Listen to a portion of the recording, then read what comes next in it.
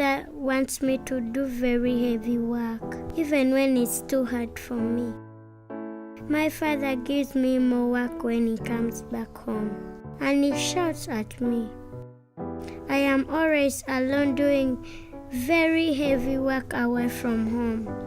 Just when I wish I was resting, I get more work.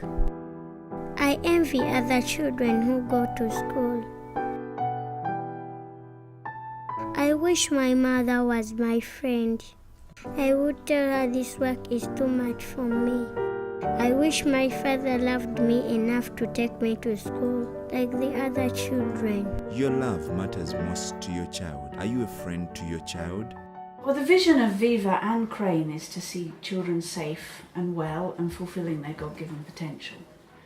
And the reason I'm in this job is because that is something that has really been my heartbeat for as long as I can remember hearing bad stories about how children were treated.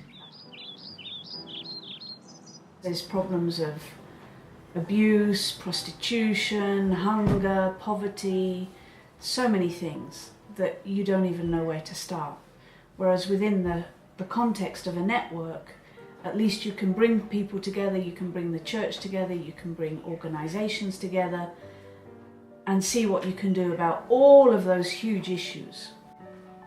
Neglect, abuse and a lack of education. Well, they're all not at all what God expected and what any sane human being, whether they're Christian or not, should think of caring for children. Sometimes neglect by the parent is really because the parent themselves has all sorts of issues to deal with, or it's what they had as their own life experience and so they're just replicating. So in cases like that, somebody has to come in and help them to see that there's a better way of raising children and they don't have to repeat. A child should be protected. Even when you hear some people say children are stubborn, they're so naughty. There's no child that is naturally willfully like that. It's the way that they're raised, it's the way that the parents try and form and develop their character into a person who can manage their emotions. And so to abuse a child in any way, and particularly when you get to physical abuse and sexual abuse, I mean, if I could get my hands on those people, I would just lock them up and leave them there. Because it is absolutely abhorrent that abuse happens to any child, and that will drive me till my dying day. Education in Uganda now is something that is meant to be a right for every child to go through primary education for free. That is not something that happens for the majority of children.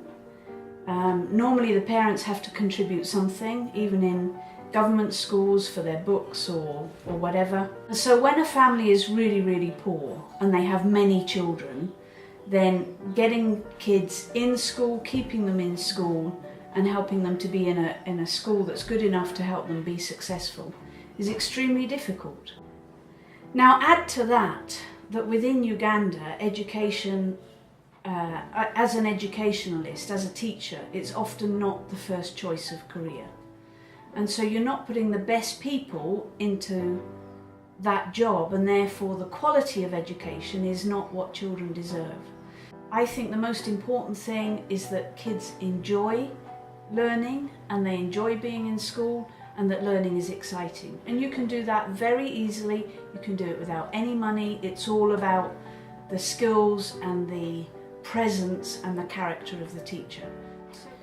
The one thing I would say to any parent or any person who's caring for children is that you love that child in the way that you wish you were loved.